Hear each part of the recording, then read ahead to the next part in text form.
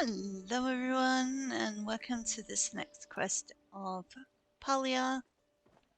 I just saw Badru a second ago. There he is. Okay. We have a few quests to do today, which is going to be fun. I do have some gifts, which is why I'm like running after Badru, and I should see if Hadari's in town.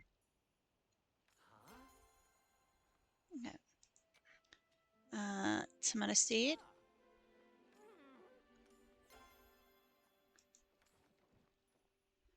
Apple seeds. Okay, maybe not. I always appreciate your visits.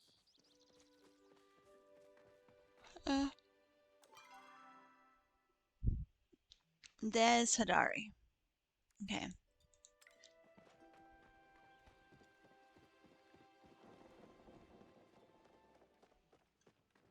Oh, look, there's Ash. You humans are ever so needy. Sure, I'm trying. I need to focus on more. But Chopper are like rabbits who just breed like crazy.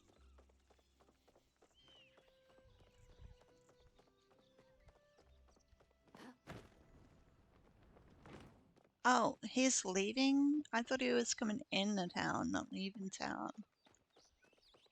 Okay, must be later than I thought. I usually work alone. Chat. Okay, there. The last thing is for Tamala, and we don't really usually see her, Anyways, this way. As you can see, I'm progressing with, friendships and that. I'm not that far away from being able to romance Halcyon and Gel. Gina's the one that's the furthest one, and that's where we're going. We're going to go and do this quest right here. Open the door. So we've got to go talk to Gina, and we did see her. Well, I saw her go into the Night Sky Temple just before the start of stream. So that's where we're headed.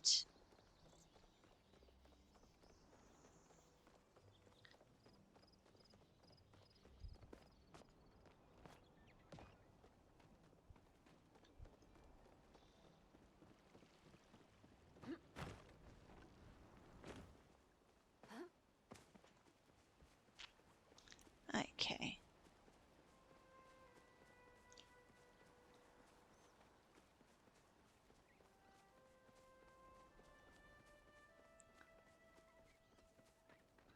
See, there's Gina.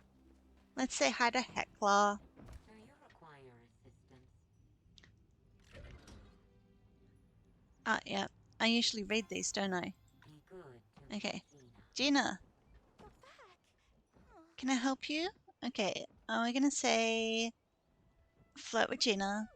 As a scholar, I have to be hard on myself. Not very many Palians, whether they are Majiri or Gramonkan, have the opportunity or responsibility for exploring these ruins. If I don't add to our understanding with my research, I'm effectively taking away knowledge from the world could have gotten from a more capable scholar. And yours was the first face I saw. Maybe it was fate, not that I believe in fate.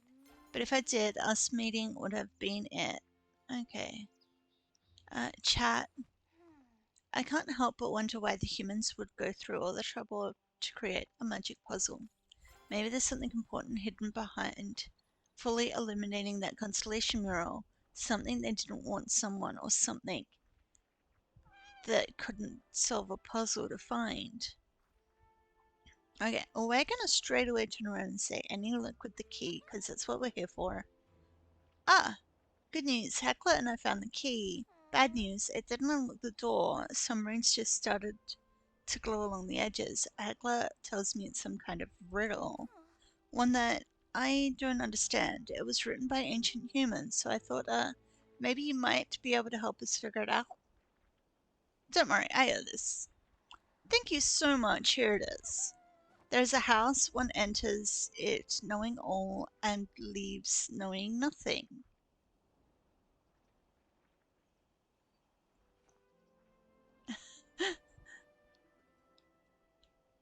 uh,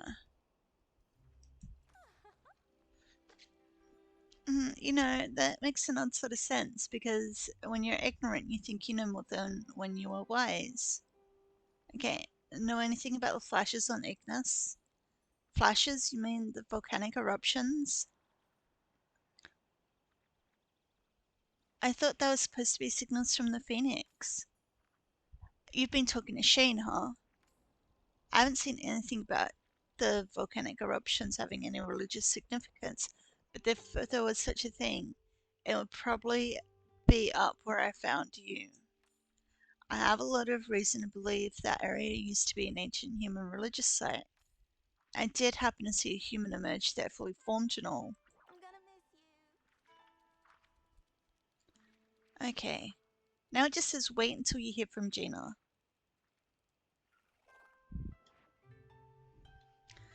Let's look for other quests to do then, because I got a whole bunch. No. That one's gonna be easy. Find ancient tablets. Oh, okay. Let's take these. Take that one and that one off. No.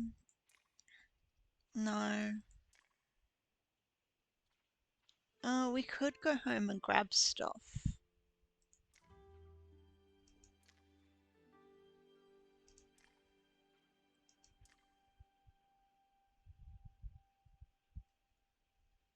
Do at least 3 of the following. Okay, if we're gonna do stuff from home, let's take that one off for now, and no, I do have to talk to Tamala. We're gonna grab that one.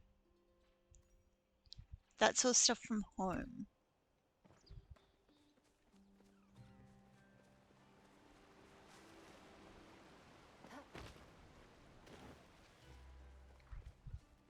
I probably have to go actually craft those items like now.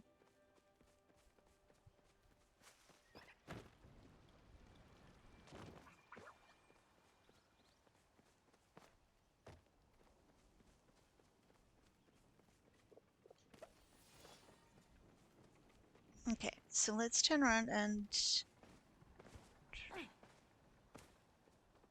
Okay, iron bar, heartwood plank. Gotta craft some stuff, so I'm gonna craft first.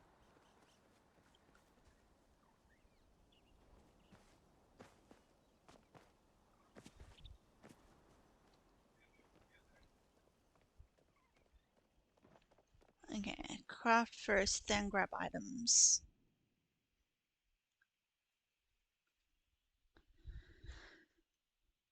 I can do this. I'm pretty sure I have everything I need. I just hope it stays that way. Okay. Workshop is now over here, through this door.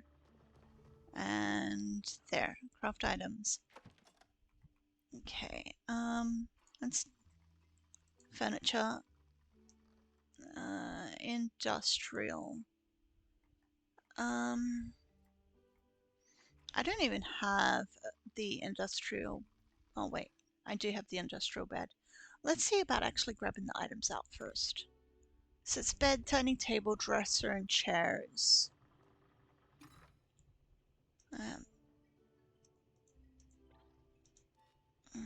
Industrial. No, that's city chic. Or capital chic. Homestead, industrial. Okay, so we'll grab that one, and I don't have a dresser. No, there it is. It was worth a try, but apparently I'm actually gonna make them. Okay.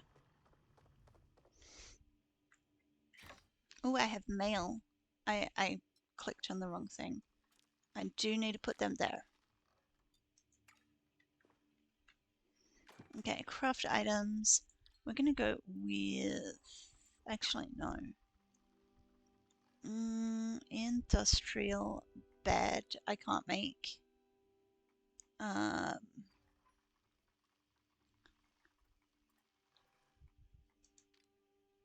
I can make 4 of that. One of that and one of that. Yeah, okay, make.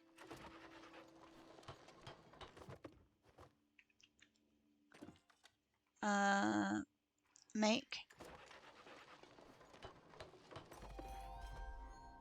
Nice. And dining chairs. 1, 2, 3, and 4. That's probably a letter from Jaina in the mailbox. So that's just return a Tish. We're gonna go here and... Yeah, 1, 2. I'm just gonna take them. What else? 5 pieces of leather. 1, 2, 3, 4, 5. We'll take them as well. Okay, that's Najuma. Iron bar. There. And...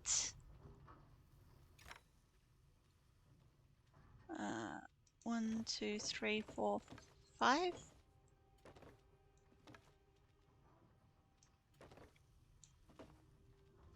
Yay. Okay. Yep, that's all those 3 done. Let's go read the letter.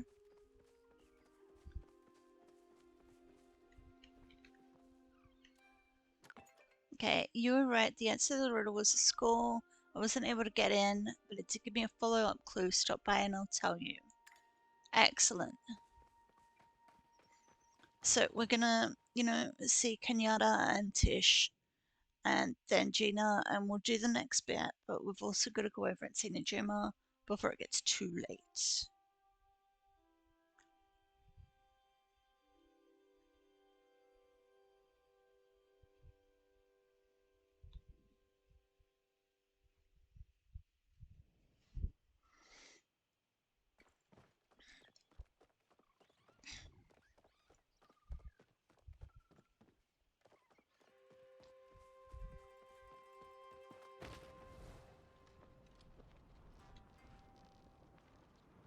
Okay, it looks like Kenyatta's in the school. The school. Kenyatta's in the library.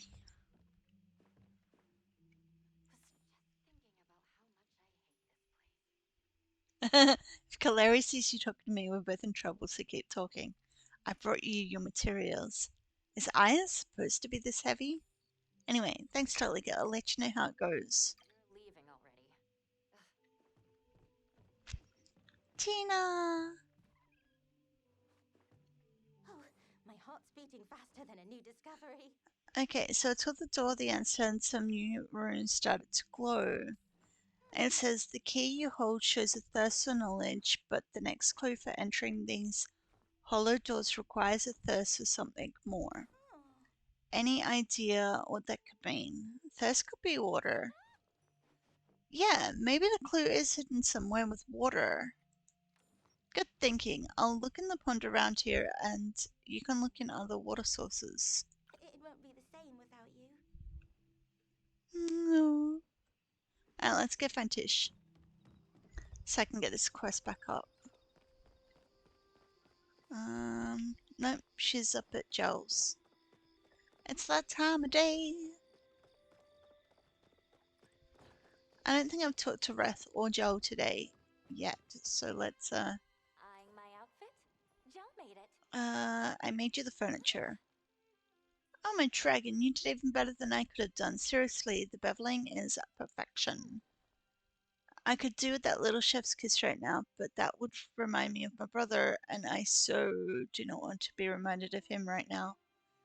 Yeah, he's standing right next to you. Feels like you're about to jump into a long story. Oh, no. What did he do this time? It's nothing. I really shouldn't bother you with this. Oh, fine, I'll tell you. I went to go tell Ashura a piece of my mind like we talked about, and I found out Rick doesn't even work nights. He's been going somewhere at night and keeping it from me. When I confronted him about it, he said Ashura must have forgotten about his extra shifts. I don't know what he's trying to pull, but I'm not nearly as dumb as he thinks I am. Yeah, you're super smart. Hey, I know you two are good friends. Do you have any idea what's going on? Um, I don't feel comfortable coming between you two. I can respect that. I shouldn't have asked you to get involved. I'll do some sleuthing on my own and get back to you on what I find. Oh, I got Tisha's key to her bedroom. Hope I did the Hey, flirting thing right. hey, Wrath, where'd you go? Wrath. Man, are you a sight for sore eyes? I have already touched Wrath. Prepare to Okay. be the talk of the town. Okay, gel. Good company is always welcome. Oh, I already talked to Gel as well. Now Okay. where did I leave the scissors? Let's get this. That one. Solve the second riddle.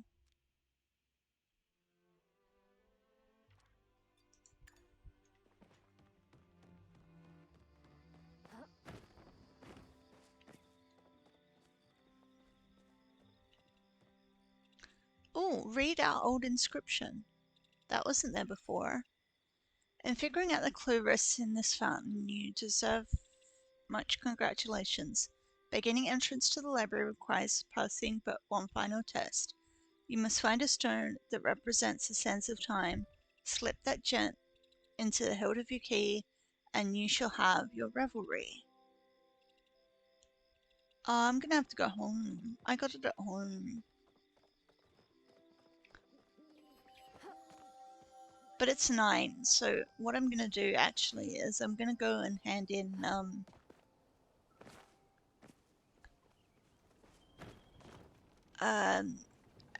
hand the stuff to Najuma.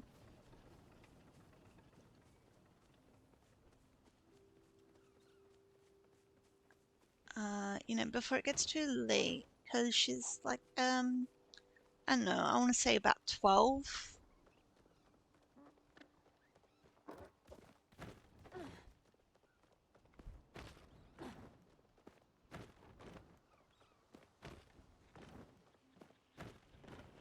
Look, it's Tao.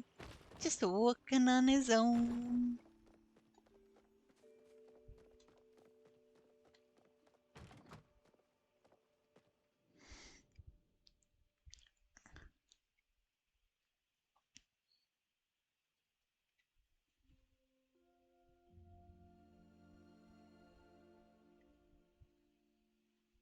I do love Ghana Bahari.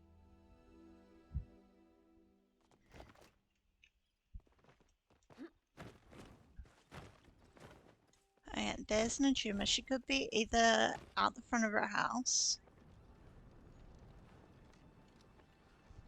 or over at her dad's workshop. Oh, there she is. What are you doing? I got the supplies and talked to your dad. You did? What did he say? No, wait, I don't want to know. I bet it's gonna be same old stuff he says. He never listens to me, so why should I listen to him? Thank you for your help, Talika. I really appreciate it. Here, hopefully this makes up for it. Hmm? Copper? Okay. Yeah, it's all the way over in Killamore.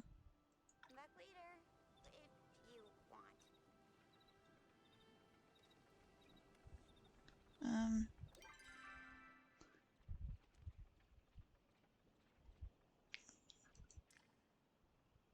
okay, quest is complete. I'm still working on Sifu's. I have so many quests to do. Let's go home. Return to housing plot. A stone sense of time. It means a pearl. I have one at home. I have 5.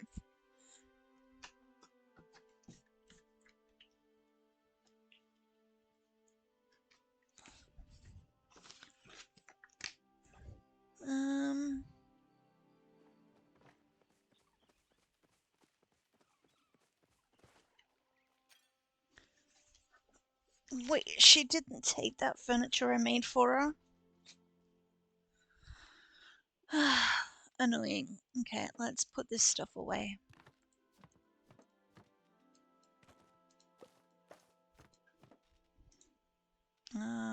Where is... There's my pearls. I did have 5, now I've got 4. Okay.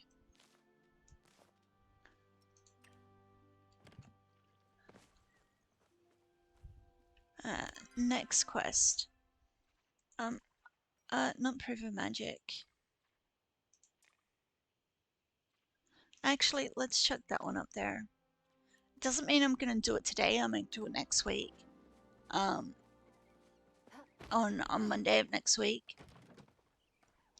But that's definitely an option.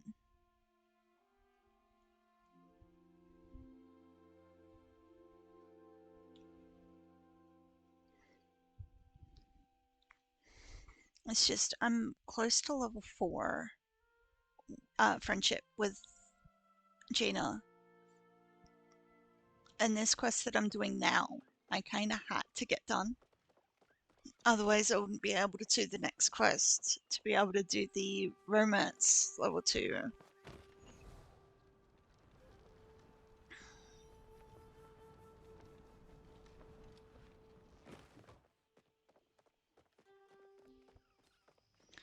So Gina's in here.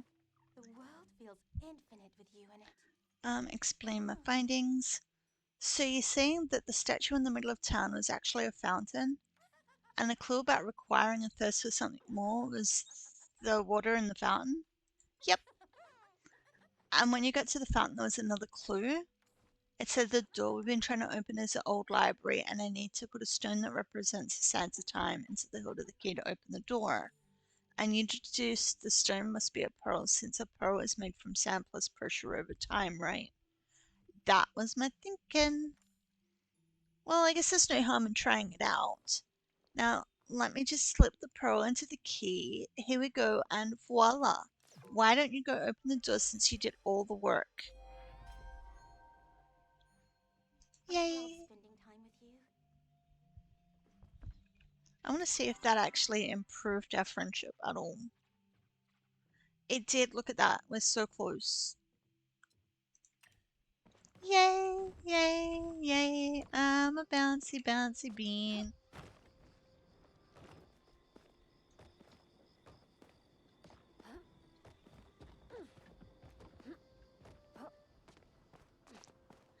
Bouncy bean.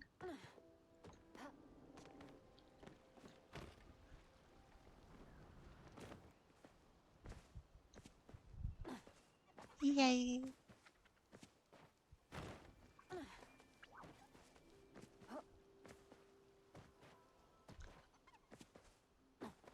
And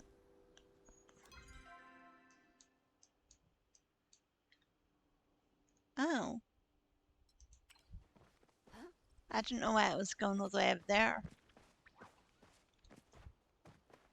Okay, because I think I need to come over here.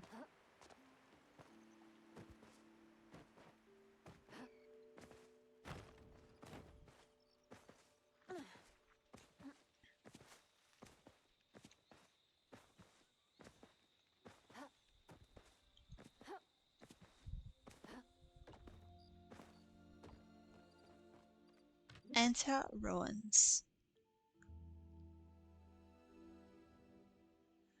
Ooh, I did it. Okay. I put the ship one up. I don't like that one.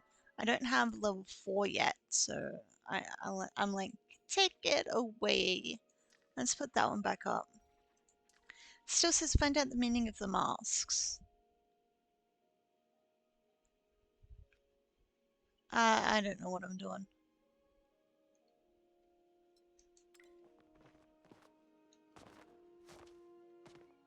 Cool.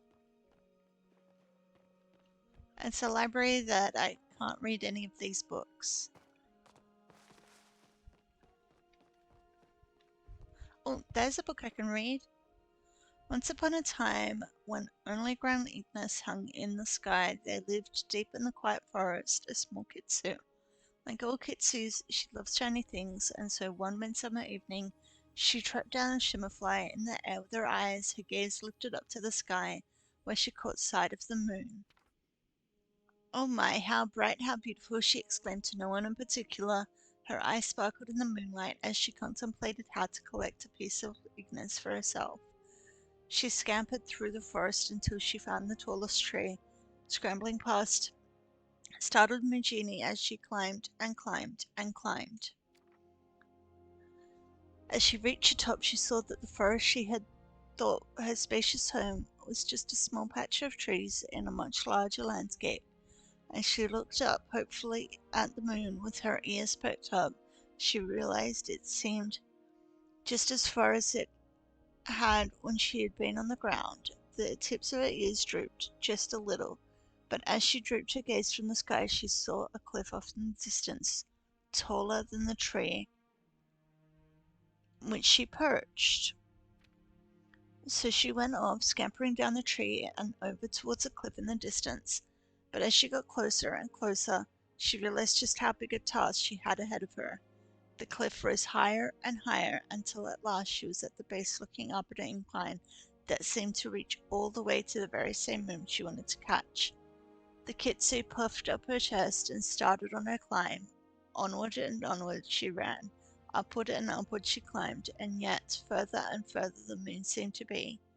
As she got close to the edge of the cliff, the kitsune flopped down in exhaustion and bewilderment, for she was no closer to the moon than she was a cliff's high to go. Drained of all her energy, the kitsune slept for a while, and when she woke from her well-earned slumber, it was light out, and the moon, while still beautiful, was not the only light illuminating the landscape, and there was so much to see. The little kitsune had not realized how vast the world was, and how much there was in it. As she scurried along the cliffside, the mossy side she had climbed gave way to a darker, sharper edge. She slowed to a careful crawl, and peering over the edge, she saw that the cliffs here ended by plunging into a soft bed of sand, punctuated by the occasional rock formations. Every so often, one of the formations burst forth with a geyser shooting into the sky, and as she watched one erupt, she realized that she was looking up at the top of it. Gasping up and gasping in delight, she took a deep breath, puffing out her chest once more, and waited for the geyser to drop below her. Before she could change her mind, she gathered all of her tiny courage and flung herself over the edge as the geyser erupted once again. As the kitsune was launched into the air, she had a moment of vertigo as she was flipped and flipped head over tail, tail over head, with a splasher sideways. Almost overwhelmed by the dizziness, she channeled her inner silver wing and spread her limbs taut so her thick fur could stretch out and catch the air, letting her gently hover above the peak of the geyser. Up and down and up again she bobbed as she looked around in a bubbling excitement that quickly fizzled as the novelty wore off. She was high, higher than she'd ever been before, but the moon looked no closer than it had on the cliff or in the tree. She was closer to an expansive body of water she had never even seen before than the moon she had been admiring this whole time. The ocean glistened all over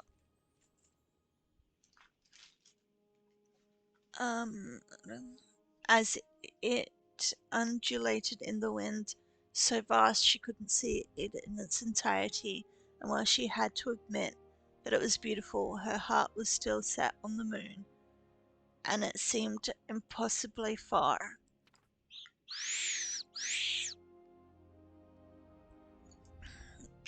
In fact, it was hard to keep her beloved moon in sight as she bobbed up and down, up and down. She couldn't stay up here forever, as relaxing as it was. She was still stretched taut. As she contemplated her next move, she saw a mountain whose peaks disappeared into the clouds. Surely that was where she would be able to meet the moon. So she pondered and plotted, and the next time the gazer shot her into the air, she aimed herself to the mountain, stretching her paws as far as they would go, and then stretched out just a bit further than that and glided as best as she could towards the nearest geyser. So she made her way, geyser to geyser, shooting up, sailing through the air bit by bit towards the mountain off in the distance. Eventually, she found herself landing among the trees growing from the base of the mountain. Puffing up her chest one last time, the fur on her chest rippling with energy, she began to climb once more. She scampered across the ground, she scurried up trees, she climbed small cliffs, she glided through the air until one day, as the sun was setting, she broke through the last of the trees and found nothing else above her. As the last of the wash of pinks and oranges faded from the sky and the moon brightened above her, she knew she had made it. She had reached the top. Her ears twitched as she looked up triumphantly to greet the moon, and yet it was just as far off as it was before the mountain, the geyser, the cliff, the tree. It looked just the same as when she first laid eyes on it. She looked around desperately for something, somewhere, even higher than where she was now, but there was nothing to be found. There was nowhere higher she could explore. The Kitsu deflated in defeat. Crestfallen, she had returned to her home to her forest, her head hanging low, ears drooping heavily, tail dragging in the moss. Night after day after night, she aimlessly wandered around and around and around until one night, when she stumbled into a small clearing. Startled, she looked up and saw the moon as distant as ever. In despair, she collapsed into a puddle of fur on the ground and began to cry. She begged for someone, for anyone, to help her reach the moon. I have climbed the tallest tree, she explained. I have scaled the tallest cliff, she shouted. I have ridden the tallest geysers, she wailed. I have conquered the tallest mountains, she hailed. I just want to be friends, she whimpered, exhausted. She rested her weary head on her paws and let her tears form tiny rivers down her face, across her toes, and into the ground, where they began to form a pool. Her pleas echoed far and wide, eventually reaching the tree ancients. The phoenix, preoccupied with saving her noisy wayward people, did not hear her appeals. The chimera, his far and quiet solitude broken, turned to face away from the chittering noise and watched instead the technological marvels his inventive and clever people had begun to develop. But the dragon, still in its youth and without its own people, could remember what it's like to yearn, as its own nebulous yearning had brought it into being not so many years ago, but that is another story for another day. And so the dragon took pity on the poor Kitsu, gathering the dust of the stars and shaping a small humble moon in its claws, carefully balancing it in the sky above the pool that had formed from her tears. And as the pool grew large enough for the Kitsu's paws, that the Kitsu's paws were now dipped into it, her tears began to tinkle as they fell directly into the water. Startled by the sound, the Kitsu looked up, and lo and behold, she saw the reflection of Luna shining back at her. Why, hello, she exclaimed happily, circling the edge of the pool, around and around while the moon stayed centered and full, beaming back at her in delight. The dragon spoke there, its voice a deep rumble that she could feel throughout all her fur and whiskers. Your new companion, it exclaimed, will wander, just as you have wandered, and will always return, just as you have returned. You are no longer alone. And as it watched the Kitsu settle down into a happy, peaceful slumber, lit by the two moons, it began to contemplate its own loneliness. But alas, that is yet another story for another day. Okay, that was a lot longer than I thought it was going to be. I probably won't be reading any more stories, but that one was kind of cute.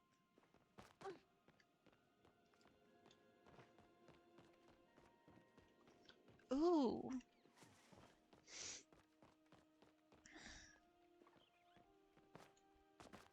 Oh, too tall. I have to go down, don't I?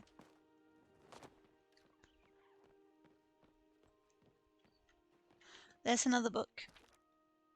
This one is a smaller one, but I'm just going to leave them up long enough for you guys to be able to read it.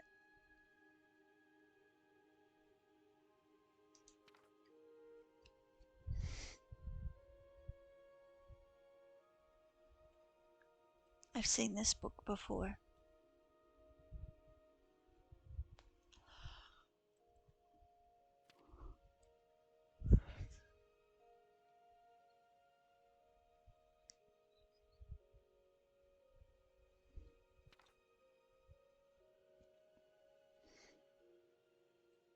Oh yeah, that should have been enough time for you guys to read that book.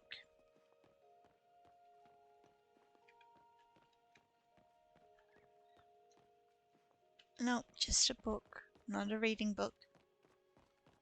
There's a difference. Okay. That's the shortest one so far. Okay, that's it. Wow, they tried boarding up the doorways in this place. Okay, that door can't go through.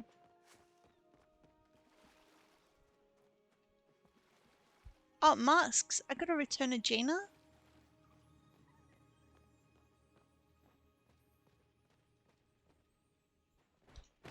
Yay! Okay. Can I climb up here? No?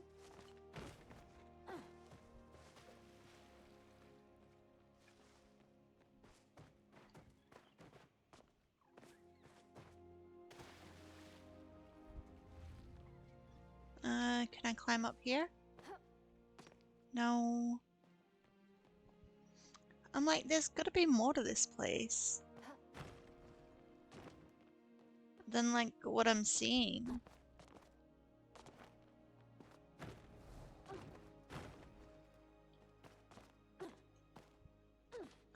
Okay. Almost, but not quite. Oh, wait. Read? Okay, if you're reading this note, it means either I'm out of getting supplies or I didn't make it. You're probably also wondering why all the red tape just to get into the university library. Well, my friends and I needed a place we could be safe from those things outside. We didn't know a lot about the shadow creatures, but figured they'd be pretty bad at solving riddles. So we decided to use everything we learned from our runecrafting classes to try locking the door so the humans could find us, but those things couldn't. Hopefully it wasn't overkill, but the fact that you're here means that some people were able to get in with keys we left around campus. I hope to see you soon. If not, I hope this place is safer for you than it was for us.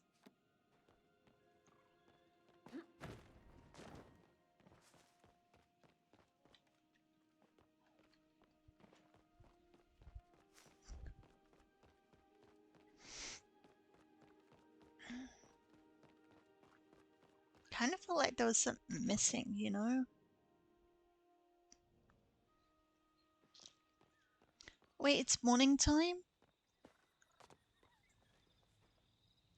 You're the Gina, first research partner. when left to their own devices, humans will befriend. Sorry, I have a bad habit of talking to myself. Okay. Flirt. Yes. If you were in an angle, you'd be cute. No, you're just being obtuse. Yeah. I can't believe you haven't been to the old library yet. What are you waiting for? I'm giving you first dibs out of respect, but if you don't go in there soon, I won't be able to resist the urge. I've got something to tell you about the masks. Oh, so your house must have been built on a theatre, not a ritual site. I guess I got a little carried away subscribing deep significance to everything I found. My father always said it can be easy to misinterpret a portrait when you're so close to the canvas you can't see anything but the brushstrokes. I guess sometimes a mask is just a mask and not the key to unlocking new understanding about humanity. We'll see each other again soon. Um, no, not quite. No, tomorrow. Tomorrow I'm gonna get there. Hey, Heckler, how you doing? Greetings, human. Have you found the vault where I was first awakened? It's just over the hill. Over there, my master's things are no longer in the area, well, besides me. I suppose I'm still one of her things, even though she is no longer living. I will be here. Heckler will be there, yes.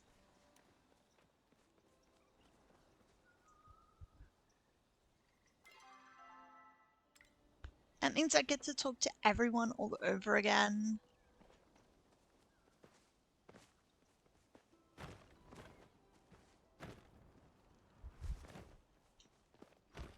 Yay.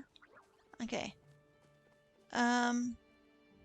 Oh, okay, it does have to check back with Kenyatta now.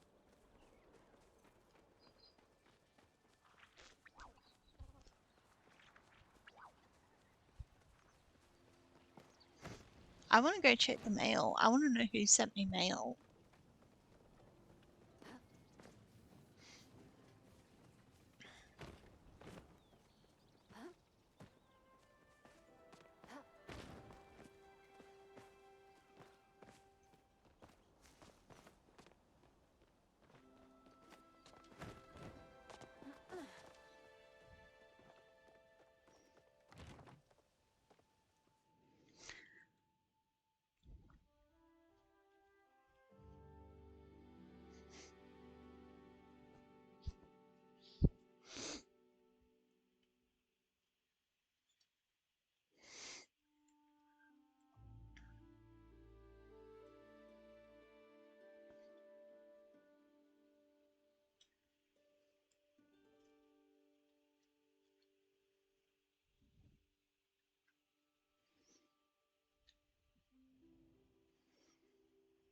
Okay.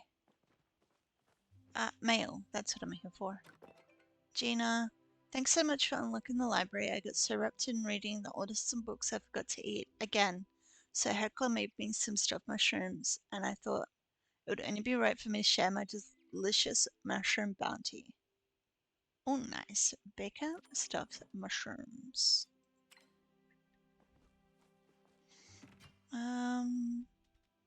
I don't actually have anything to sell, but I can do that and move stuff over. I gotta put another thing up. So, I mean, we're here. Let's see if I've got 10 and 10. I probably don't. Actually, let's put Shane's up. Let's see, I'm doing alright here. Quests are... I do have a couple of people to go visit. I'll probably do the Tamala thing by myself. Maybe the Shane thing too.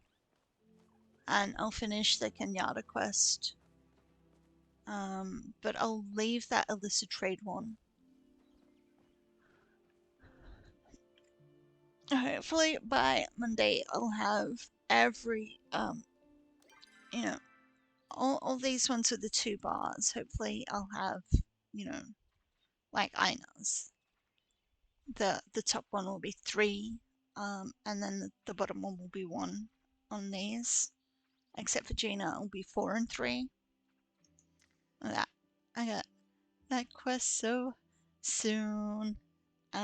That quest is available when I get this one done, but I need this open to get that done.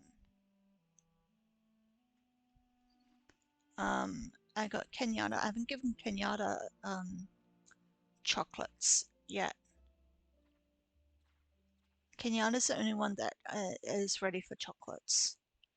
But I'm hoping that Gel and Halcyon will be ready tomorrow. my tomorrow. Well, yeah, I guess everyone's tomorrow, but anyway, I am going to wrap it up here. So if you made it this far and enjoyed the video, please hit the like and subscribe buttons. Feel free to leave a comment as I do read each and every single one. I hope you're having a wonderful time zone wherever you are in the world, and I will see you all in the next video. Bye!